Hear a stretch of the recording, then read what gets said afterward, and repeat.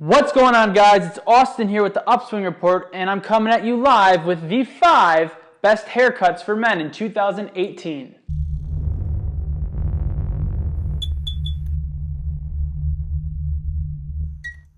When I was looking at these haircuts, I had some criteria for you guys. I wanted to balance low maintenance with trends with time-tested, proven winners. You want to look great, but at the same time, you don't want to spend all morning trying to get your hair up or keep your sides super short or use a ton of product in your hair just to get the look. So without further ado, here's number 1, and that is the comb-over, aka side part. The comb-over is a classic, time-tested favorite. You can modernize it by having a fade, and it's pretty much going to always look amazing regardless of your face shape. You can also keep it really short or have it grow out a little bit and it still looks on point. Or you could use something such as a clay to make it more matty or volumey so that you can have an everyday kind of look. The number 2 selection is the undercut. You've even seen it popping up with females here and there.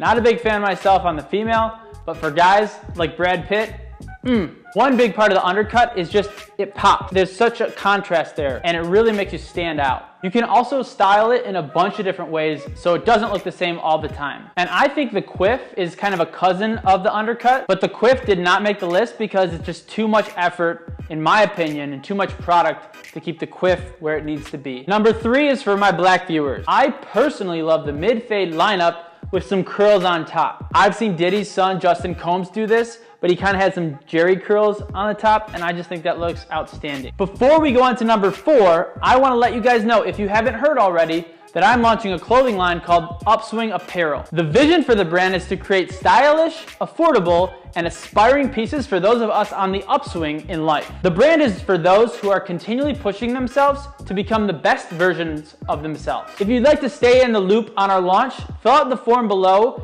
and I'll get you guys some extra bonuses for doing so. So there's a form right below this video, fill it out right now, and you'll be good to go. All right, the 4th cut is the buzz cut. Growing up, I would rock these a lot, and I think now it would look pretty great if it connected with my beard, but right now, that's not gonna happen. It's a very masculine cut, no maintenance, that's why the Army uses it. But I wanted to say too, you gotta make sure your style is on point. If it's not, it can just fall flat in terms of the style. Also, beware if you have a weird shaped head like a cone, potato, or peanut, you might not wanna use the buzz cut. Absolutely no bad hair days because again, maintenance is practically 0. The 5th cut is the short crew cut fade. Also super easy to maintain and looks kind of like the buzz cut, except there's a little bit more on top so you can do more to it. You can just throw some product on the top for some sexy volume. Just make sure you're not using any gel that will harden and become really crusty. Honestly, if I didn't have these goofy ears, I might just rock one of these myself. But you know what? I might just do one anyway. All right, that's it.